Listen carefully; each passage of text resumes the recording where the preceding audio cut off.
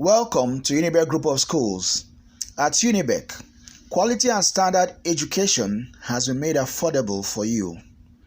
During the course of this lesson, if you wish to view the details on any slide, please pause the video.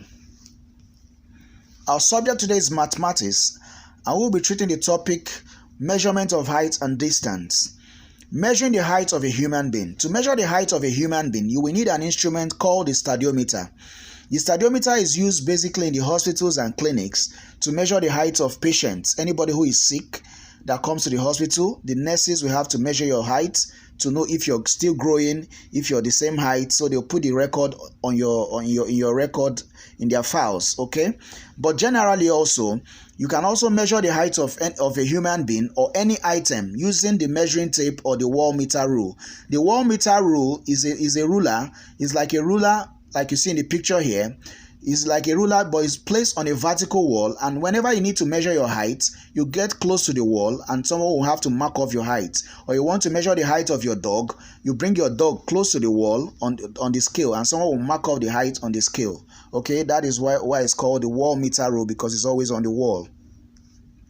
How can you measure the height of a human being? To measure the height of a human being, first of all, where you have to stand has to be a flat surface.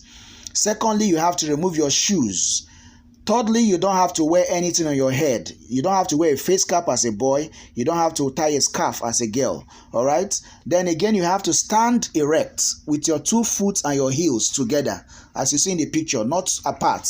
You have to put your legs together, stand erect, and then looking forward and facing forward with your 2 palms on your thigh. As you see on the picture, he's not folding his hands. His hands are flat on his laps, okay?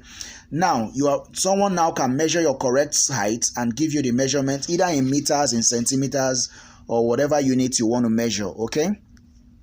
Now, on these pictures, you see someone measuring a dog, someone measuring a tree, someone measuring a bench. So you can measure the height of anything. Basically, when you're measuring the height of anything, you're trying to check how tall and how short it is. You can measure the height of your daddy. You can measure the height of your mommy. You can measure the height of your brother. You can measure the height of your sister. You can measure the height of your daddy's car. You can measure the height of your uncle's car. When you have these measurements, you can now compare.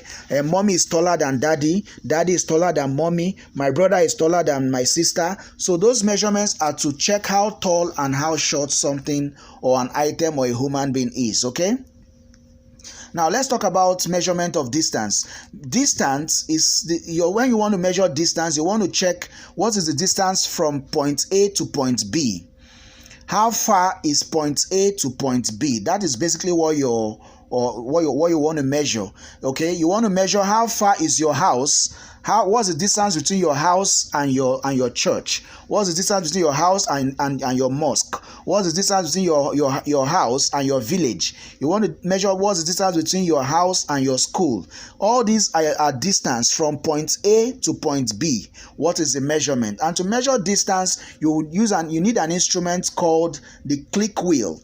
The click wheel is also called the surveyor's wheel, okay, because that's mostly the surveyors use it. It's a long, very long tape, okay?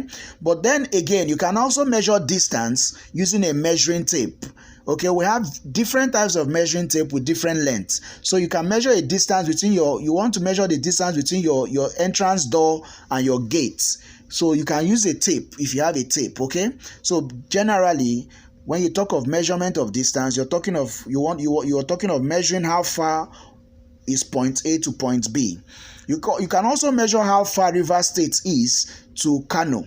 How far is Rivers State from Abuja? How far is Rivers State from Sokoto? You can measure distances on a map. You can also measure how far is Nigeria from Ghana. How far is Nigeria and America? All these distances, if you have a map, you can take the measurements from a map, and then you will need to learn how to do it, convert them. You might be measuring with your ruler or your compass in centimeters. After measuring in centimeters, you need to know how to convert to meters, how to convert to kilometers and all that. That is the objective of this lesson, to teach you how to do your conversions, okay? On this picture here, we've converted 5 kilometers gave us 5,000 meters. 3 meters gave us 300 centimeters. 9 centimeters gave us 90 millimeters. Pause this video at this point, look at the pictures, understand it very well, and because you're going to use it for the assignments at the end of this lesson. Yes, we have come to the end of the lesson already, and here are different measuring instruments. As you can see on the scale, we've given you a task here on certain things you have to measure around your house. So please submit this assignment as soon as possible. Convert your measurements to inches, meters, and centimeters, and we hope to see it very soon. Okay, we hope you have enjoyed this lesson. If you have any questions, suggestions, or inquiries, please call the numbers on your screen. We hope to hear from you. Please stay safe and be good.